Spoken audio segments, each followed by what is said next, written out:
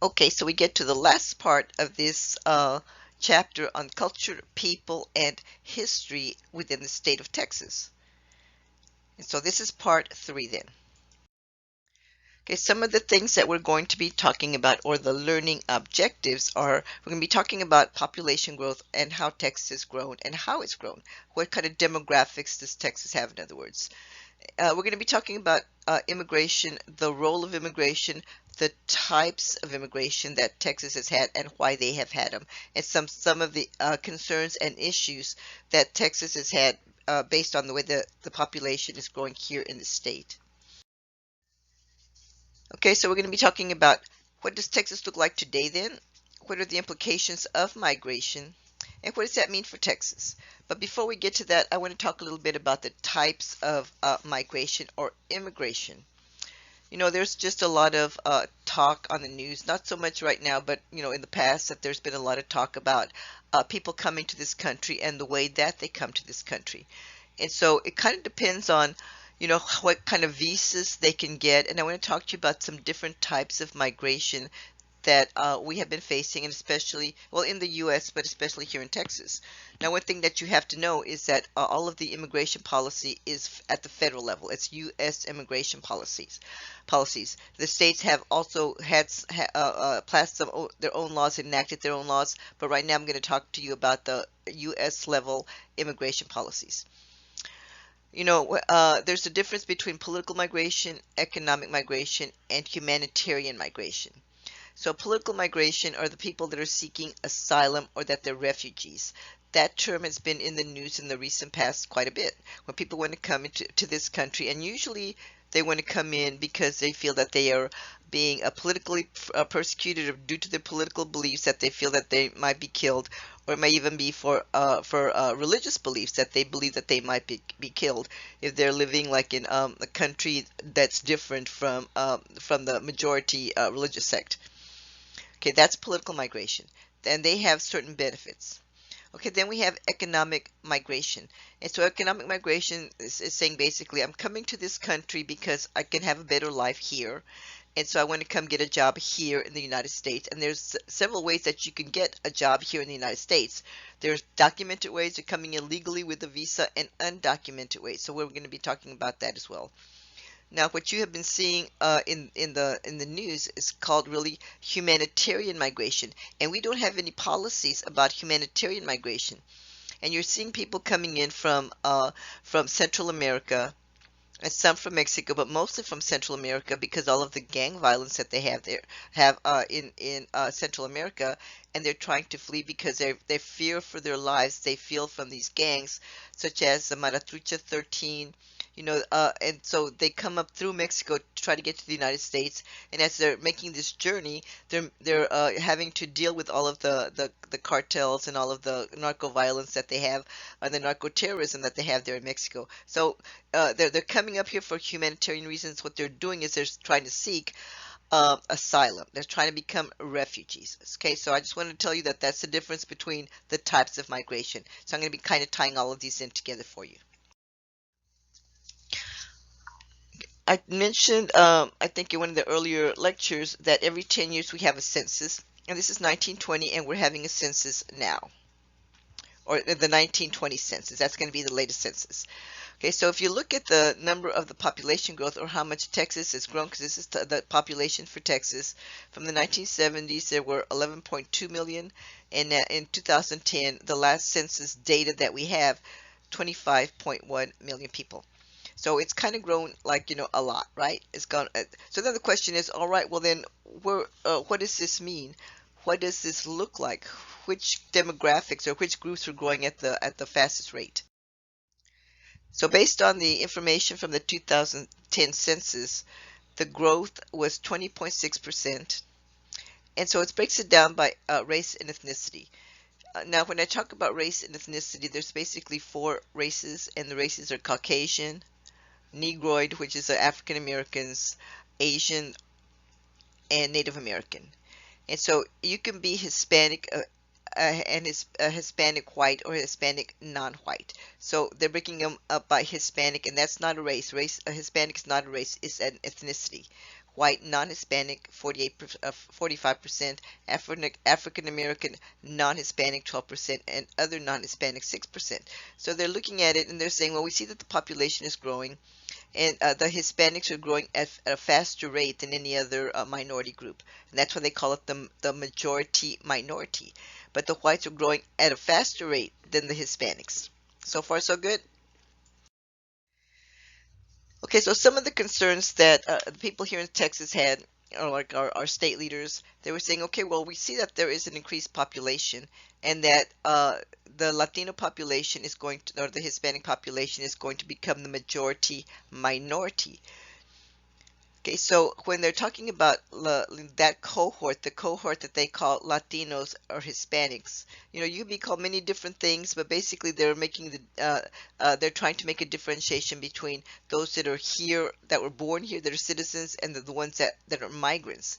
And the reasons that they're trying to make that distinction is because if you are a citizen and if you're a Latino type of heritage, you can qualify for any kind of assistance that might be out there, any kind of programs that are out there. If you come in and you do not have the documents, or if you are a resident, a permanent resident, you don't always qualify for everything right away. So anyway, so it's a concern for the states because they're saying, okay, well, what does that mean for the state of Texas in terms of their budget and the programs that Texas may need to provide. Now, Texas was not the only one that was doing this, though.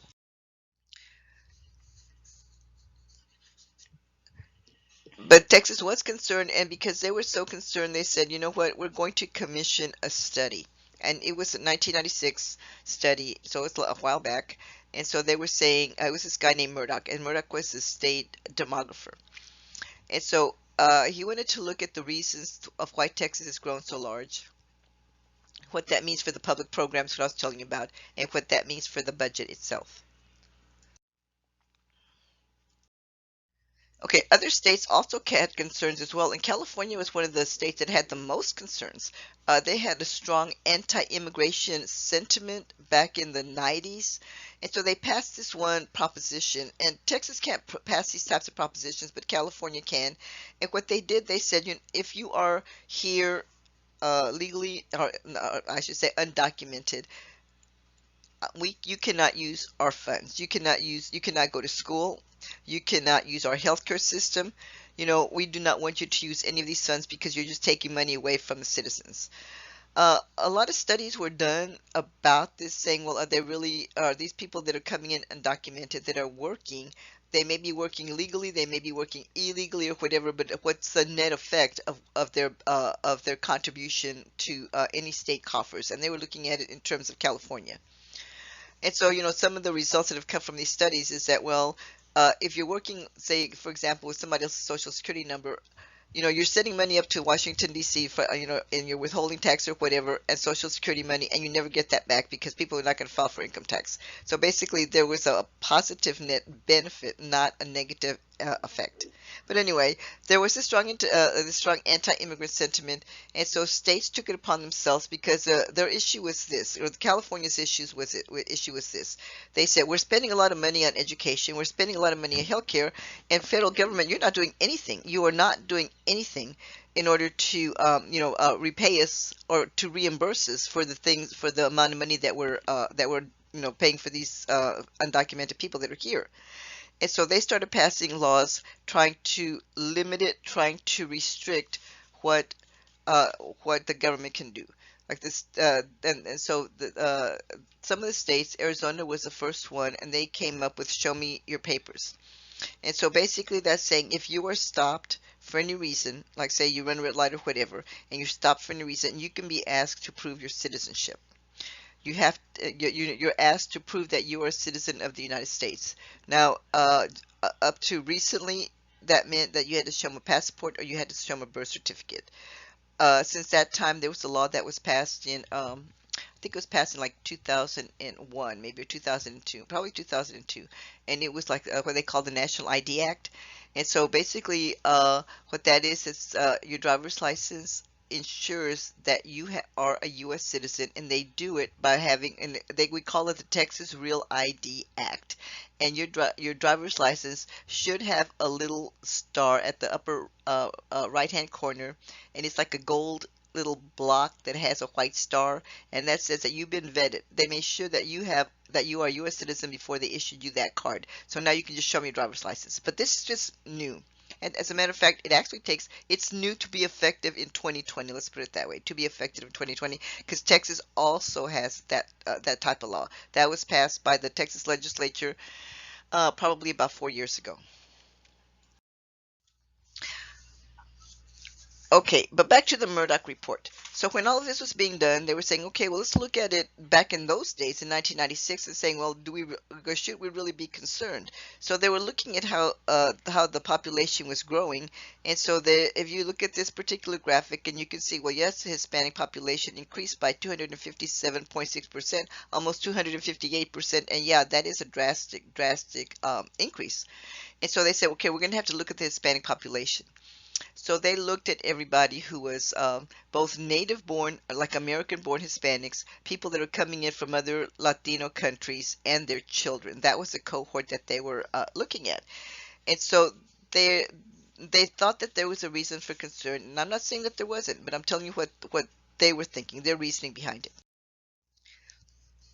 Okay, if you are from the state of Texas, you have to know that the Latino population, or the Hispanic population, has the highest high school dropout rate in the nation.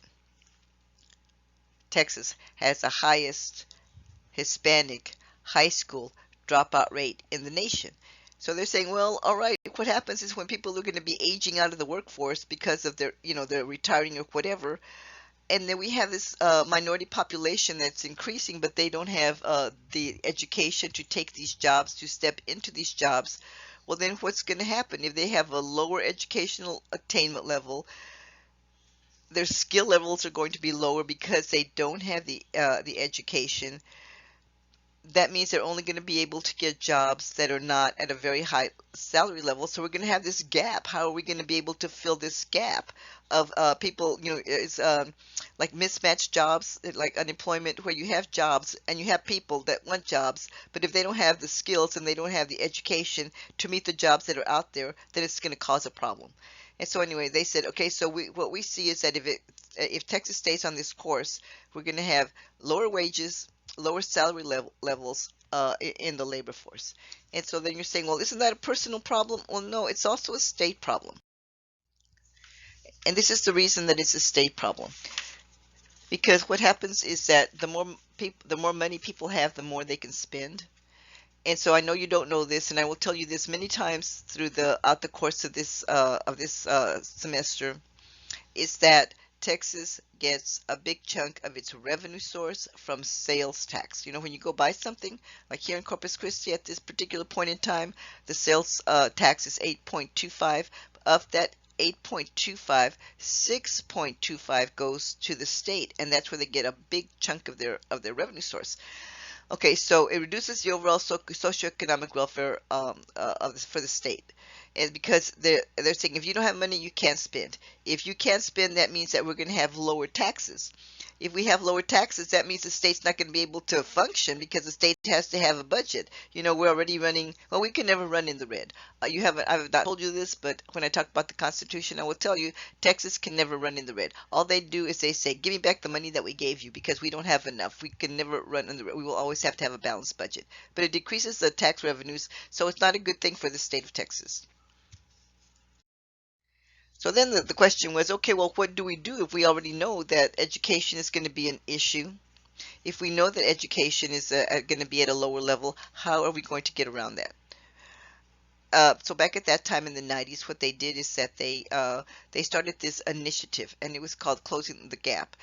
At a lot of the Texas universities, but especially the universities in South Texas, because the issue was this: if you are south of San Antonio, there were very few large institutions of higher education, and so people of Latino heritage even if they wanted to go get an education, a lot of times you can't go to San Antonio, you can't go to Austin, you can't go to College Station or Houston to get, to get an education, and there was no place close by where you could live at home and go to school like you can in some of these other places. And so this Closing the Gap initiative targeted minority students as first generation students. And first generation students, you may or may not know, these are people that are the first to go to the university or get a college education in their family. And so what happens is because, these are, I'm not going to say at-risk populations because I'm not saying that, you don't, that people that are first in their family can't make it.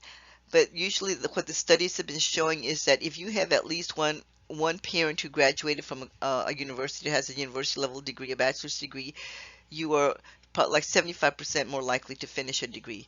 If you have two parents that got college degrees, you are more than 90% likely to finish up and get a college degree. So if you don't have that, if that's a barrier for you, then what do we do? So we provide programs for you.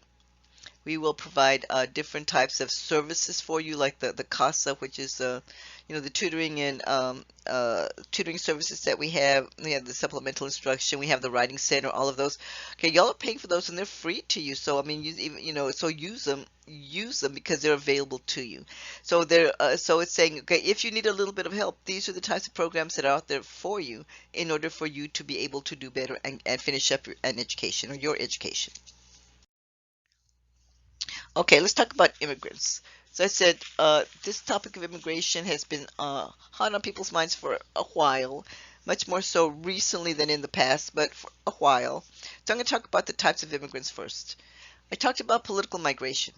Okay, and those are known as refugees. These are people that are coming in seeking asylum. The people that were spending time across the border waiting to get their asylum hearing, they're refugees because they want to be classified as political migrants. They want to be classified as asylum seekers. They want to be classified as refugees. Okay, then we have the temporary labor migrants. And so these are the ones that are coming across to, even like if they want to work the fields, or a lot of them do landscaping or construction or whatever, that they can be sponsored to come in and work a few years. I live in a townhouse complex, and the guy that does our landscaping and our lawn mowing and that kind of stuff, uh, he has a crew, and you could tell that they speak Spanish. When I speak to them in Spanish or whatever.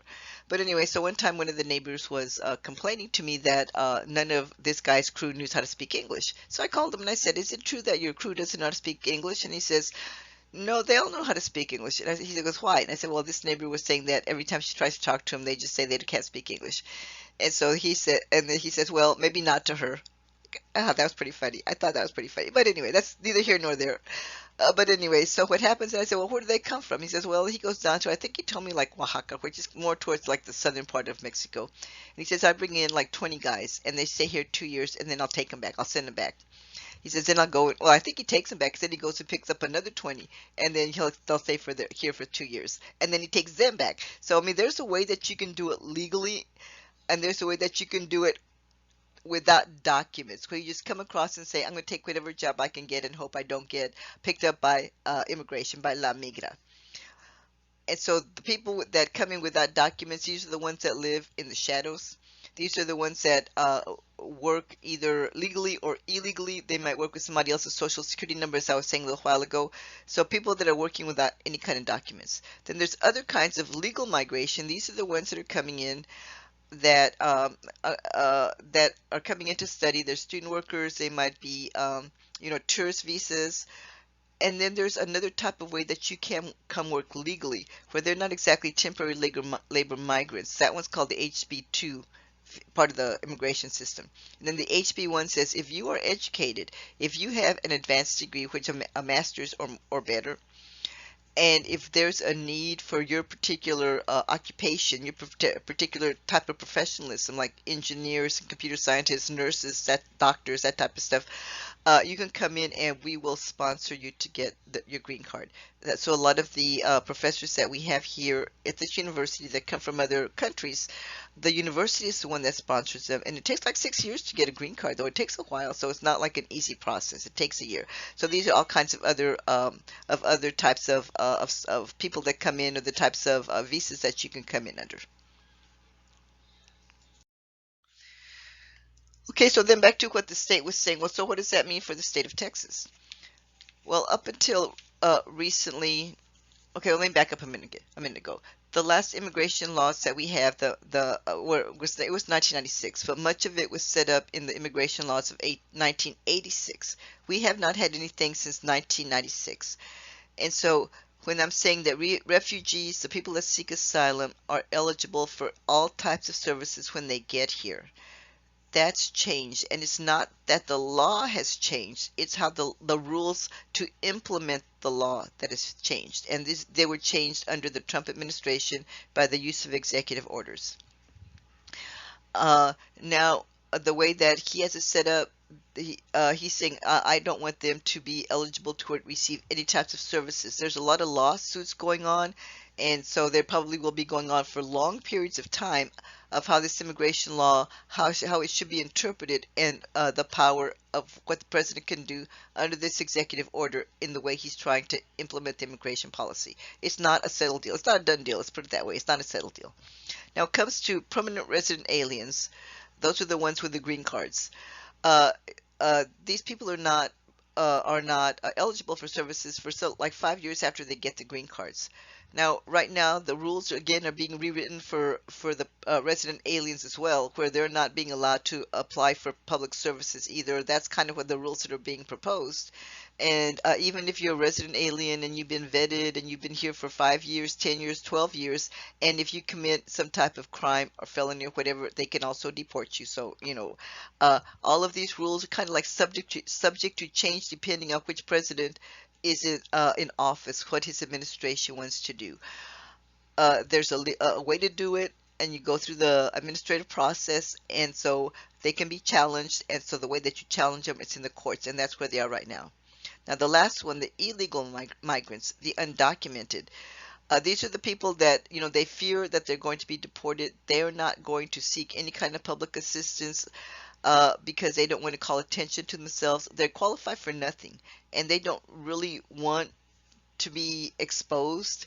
That's why they want to live in the shadows. So they want to remain in the shadows. Again, some of the rules have been changed where if they're showing up to go to their immigration hearings or whatever, they're being arrested and deported at that time. So again, this is part of the rules that have changed that again they're being challenged in the court system right now. Oh, and one of the biggest changes that they have had in immigration policy is that immigration, like if you came over without papers, undocumented, it used to be a misdemeanor. They changed that, and this was like a substantive change, and now it's considered to be a felony. So anyway, so I'm just telling you that's where it stands right now.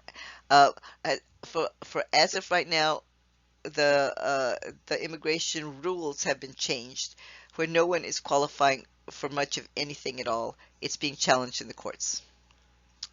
Okay, and that concludes this particular part of chapter 1.